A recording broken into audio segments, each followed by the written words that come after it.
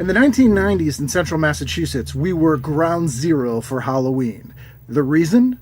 Spooky World. It's America's horror theme park, Spooky World. In 1991, a disused 1700s farmhouse was made into America's horror theme park as the Haunted Hayride, which is a pretty standard thing around these parts for Halloween, was expanded to include haunted houses, celebrity guests, and something going on every single night in October. You can see just about everything from Tiny Tim to every kind of horror monster you can imagine. In fact, this place is so successful, it's scary. Now, keep in mind, this was before horror conventions. Sure, they had Fangoria's Weekend of Horrors, that was in New York and LA, and it was not that often. So the fact that you could go to Spooky World, you could go on a haunted hayride, a number of haunted houses, and go see up to 20 horror celebrities. Don't miss the real Jason, Bobby Pickett, or Alice Cooper. Whose autographs, by the way, were all included with your price of admission, was pretty amazing. Last year, the crowd trying to get Elvira's autograph was jammed as tight as her wardrobe. Fortunately, there was a bit more breathing room for this year's crop of autograph hounds. Every single night, Bobby Boris Pickett would play, Tiny Tim would play. For a big amount of time, Alice Cooper played a number of nights. Some of the celebrities you could meet there, and that I met there, were Linnea Quigley. Where are you guys taking me? Don't worry, it won't hurt very much.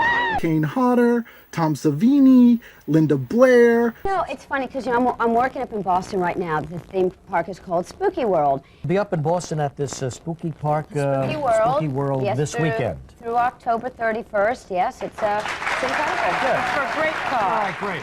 And a whole lot more. There was also the American's Horror Supermarket, which, again, we didn't have Spirit Halloween stores, you didn't have the internet, there were not places you could buy horror stuff. This was where you could get cool masks, original movie posters. I bought a Dawn of the Dead original one-sheet when I was a kid.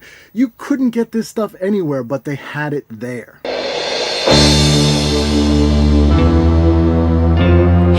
Welcome back to our special edition of Up Front here at Spooky World in Berlin, Massachusetts. And we are here at the American Horror Museum, where they have scores of memorabilia from all kinds of horror movies throughout the decades. Probably my favorite part of Spooky World was America's Horror Museum. This was a museum that had hundreds of items from actual horror movies. This was a screen-used Freddy Krueger glove, a screen-used alien costume from the movie Aliens, Leatherface's chainsaw, all of these things that you just could not see. Just over my shoulder, we have Freddy Krueger from Friday the 13th and Mike Myers' mask from Halloween. Tim, that was one of my favorite scary Halloween flicks. In fact, I liked it so much I saw it twice.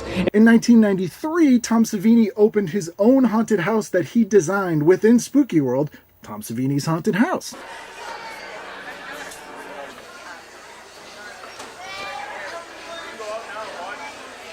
Now, obviously, this seemed like a huge deal at the time for me. I was 11 years old, but I didn't know it was actually a huge national thing. This got coverage on The Tonight Show with Jay Leno, scary enough. I am here. I'm at Spooky World, Jay. Oh, Spooky World. I'm sorry. Spookyville is right down the road. You don't want to confuse them. This is the one you want to be at, Jay. Don't accept any substitutes. Bill Maher. And believe me, it is spooky. Just look up here, Jay. Is that spooky or what? Oh, boy. Come on. Anyway, Regis and Kathy Lee, USA Up All Night. Of course, the movie Loft, but that's another video. The Today Show. Willard is in Berlin, Massachusetts at Spooky World. Is this a typo? Willard, how you doing? Good morning. Now listen, we're the typos. This is Spooky World. All kinds of national news coverage. ESPN was there. It was pretty insane. People are getting the yell scared out of them at Spooky World in Massachusetts. Spooky World lasted until 1998 when, unfortunately, the state came and said that the area that Spooky World sat on was not safe for human beings. And was shut down promptly. We got 7 amazing Halloweens of Spooky World. They did different iterations at different places after that, but it was never quite the same. The original farmhouse where Spooky World existed is still there, and a lot of the decorations are there. It's just sort of abandoned, which is actually kind of badass and super spooky. But from 1991 to 1998, America's Horror Theme Park, the one and only one, was in Berlin, Mass., and god damn it, it was a good time. Carol, I'm frightened already.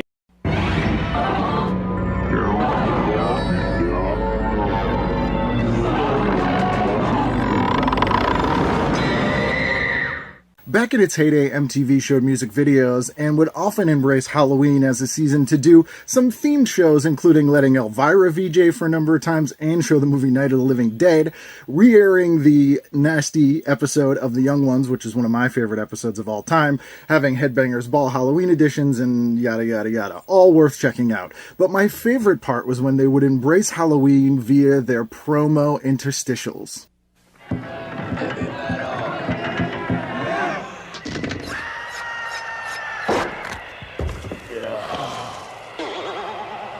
MTV's interstitials are amazing and were a huge influence on me as a human being. Now, MTV would hire art students, animators, underground people to do these ads, not because they were altruistic, but because they were cheap to hire. But as a result, we got some pretty amazing, innovative, weird stuff. And Halloween, they went all out.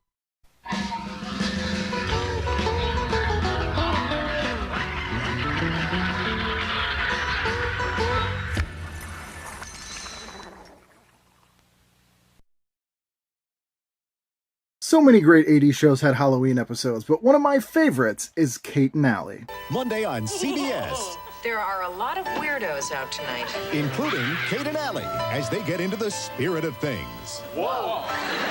Kate and Allie in general I will cover at another time in a non-Halloween video because it is one of my favorite shows and I think is highly underrated and underseen in the year 2022 and probably in 2023 as well unless something weird happens. But their Halloween episode is fantastic. They live in New York, just to give you the short premise. Two divorcees, they don't have any money so they gather together and raise their kids together in a New York apartment. It stars Jane Curtin and Susan St. James, who are amazing in this. They feel like real friends. And in this episode, essentially the plot is it's Halloween. Gloria Greenlee, is that you? Yeah, I thought as long as I'm taking the kids around, I'd have some fun of my own. The kids and Kate and Allie go to the New York Halloween parade, which is something that outside of New York does not, I think, get enough coverage. It's not a staple like the Macy's Thanksgiving Day parade is and other things, but the New York Halloween parade is an insane thing. Have fun! There's a Halloween parade passing right outside your doorstep. Yeah, but now we don't have anything to throw at it. He's got a point. Go. And they go there and bring back somebody. Sorry I dragged you home so fast. I just must have had too much coffee. Here, unzip me. I'll be quick like a bunny. No rush. Who are you? Bill Wells. And you are? Never mind that. What are you doing here? I don't know. You came up to me on the street and you said come inside with me for a minute, so I did. What? I do not have a date with her. I don't even know her. Uh-oh. It's my wife, Elaine. She's angry because I ditched her at the parade. Your wife? Yeah, my late wife, who can't seem to get that through her thick ectoplasm. Your late wife? Yeah. She's here? Right next to you.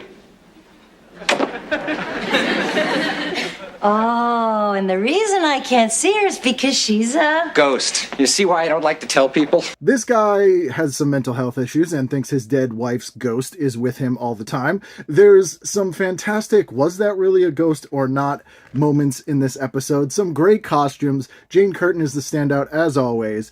Please watch the Kate and Allie Halloween episode. You will not be disappointed.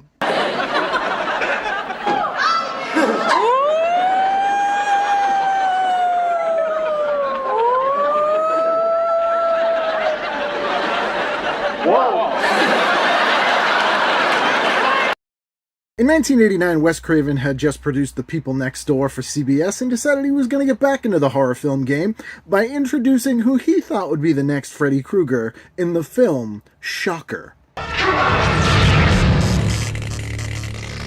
Shocker. Shocker was co-written by Bruce Wagner, yes, the uncle from One Crazy Summer, and the other guy with Tom Kenny in How I Got Into College. And it is a weird movie, but not necessarily in a great way. The Freddy Krueger here is named Horace Pinker. No more Mr. Nice Guy. Which, incidentally, Horace Pinker is a better horror movie killer name than Freddy or Jason. Like, Freddy or Jason we now associate with them because it's Freddy and Jason, but they're really just average names. Like, they might as well be called Dave or Steve. Anyway, Horace Pinker is an evil television repairman. I don't know what who murders a bunch of people.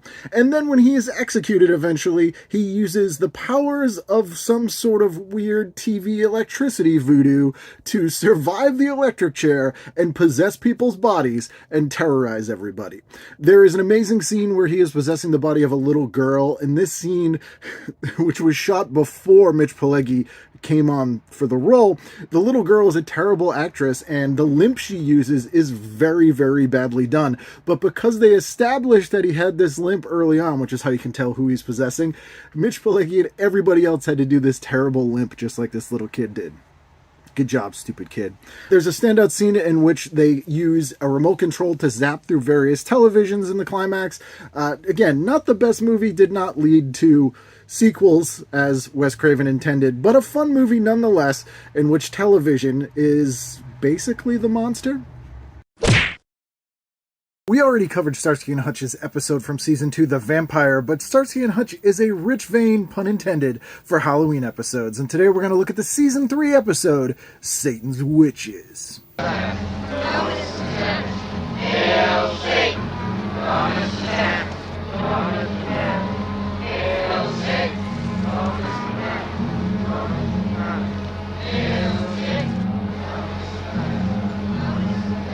Now, Satan's Witches does sound like a motorcycle club, but in this case it is actually a cult group consisting of witches who worship Satan.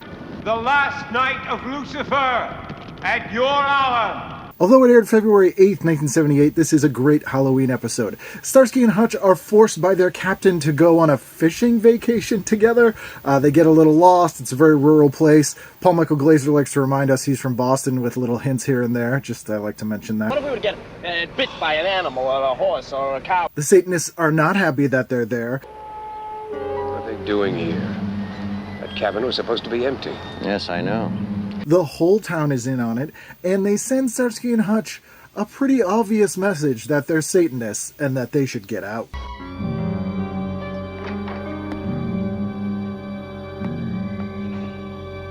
Hutch! You are not welcome here. Well, that's pretty obvious, mister. Also, side note, I just love this bizarre outfit and moment from Starsky.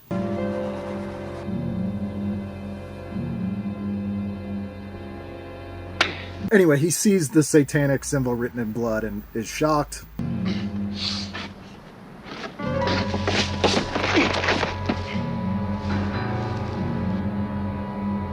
The two guys confront the townsfolk, the sheriff locks them up, they escape. Eventually they have some sort of standoff with the Satanists who are trying to do some sort of sacrifice to Satan for something, I don't know what.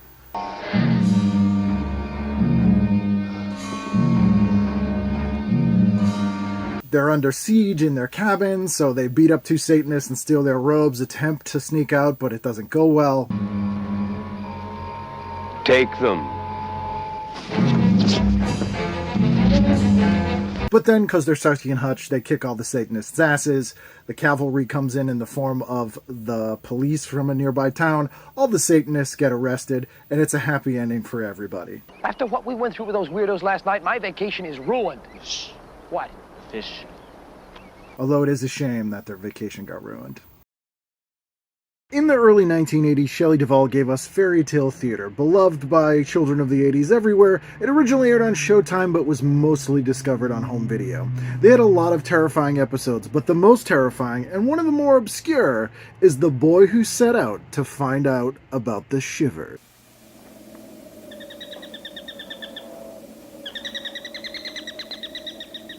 Hello, I'm Shelley Duvall.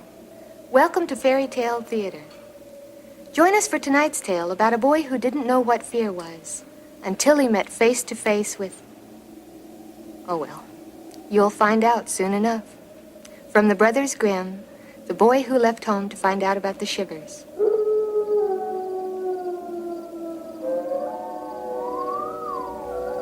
Based on the Brothers Grimm tale titled The Story of the Youth Who Went Forth to Learn What Fear Was, this stars Peter MacNicol as a prince who wants to marry a princess, but cannot until he finds out what the shivers are.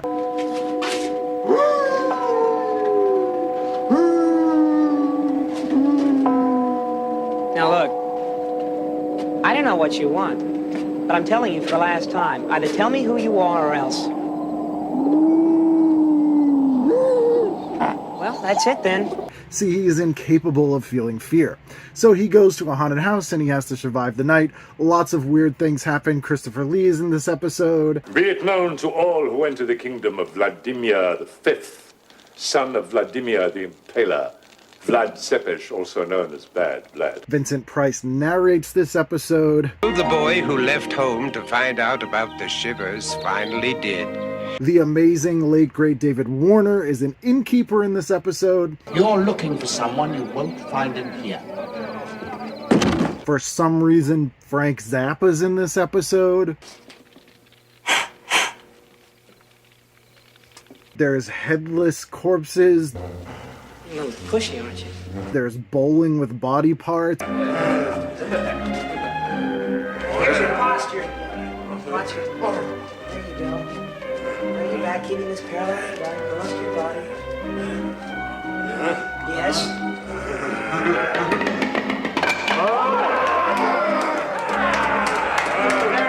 It all has that weird shot-on-video Doctor Who sense of horror.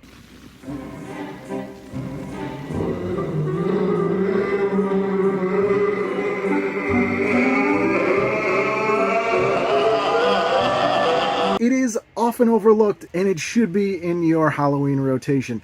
Also, spoiler, he eventually finds out about the shivers. It's kind of boring me up there all alone. In the late 1960s, Sammy Davis Jr. officially joined the Church of Satan, Anton LaVey's weird little cult thing. And as a result, he became very interested in Satanism, which resulted in a 1973 failed pilot called Poor Devil.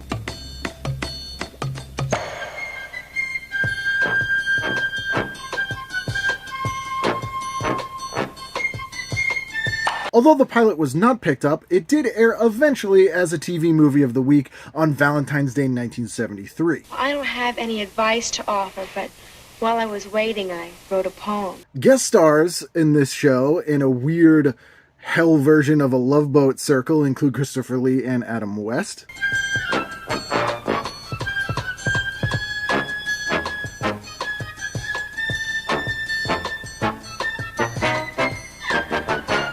In this movie, Sammy Davis Jr. plays Sammy, a devil who works in the engine room of hell, which is essentially a retro-futuristic office.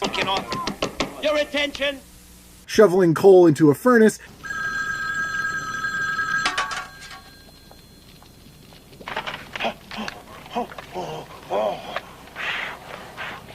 Hello, furnace room. Sammy speaking. He wants to move up in the world, so he goes to Satan himself, played of course by Christopher Lee,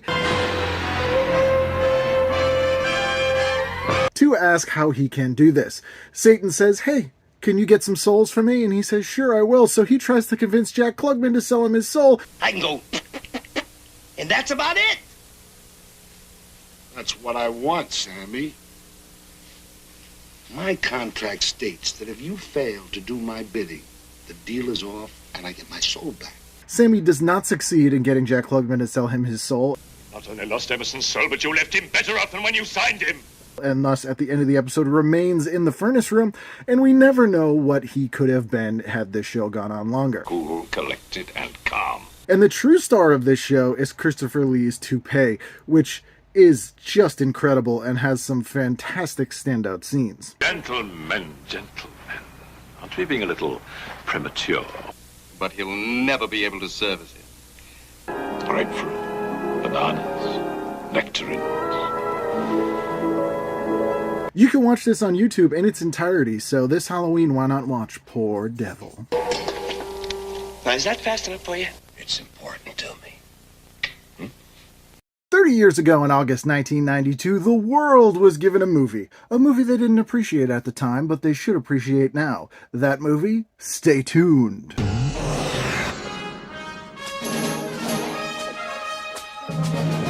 Stay Tuned is a satirical horror film in which Jeffrey Jones... Sorry to disturb you at this hour, but I have something you want. Yes, the registered sex offender... sells a cursed evil satellite dish to John Ritter and Pam Dauber. Hell is one TV show after another. Let's welcome our new contestants, Roy and Helen Nemo! No accident that they are two TV staples there, by the way. Come and knock on our door. Come and knock on our door. Where have you been? We've been waiting for you. They are TV addicts, and Satan's plan is we will use these satellite dishes to murder these people in the Hellivision world created by this satellite dish and capture their souls. Our parents are trapped in television. John Ritter and Pam Dauber go on what is essentially a sketch movie as a series of parodies with a hellish horror bend come into play until they eventually escape. Their marriage is rekindled Love Boat style. My three sons of bitches. And they survive without being TV addicts. But Stay Tuned is a really funny movie, very clever. It was almost too weird, I think, at the time. It was sort of too horrific for comedy fans and too comedic for horror fans. There's a weird sort of post-slasher cycle, pre-Scream 90s horror world that someone smarter than me can probably write an excellent essay on if they haven't already. But anyway, 1992, Stay Tuned, 30 years old this year. Watch it this Halloween. Stay tuned. Where have you been?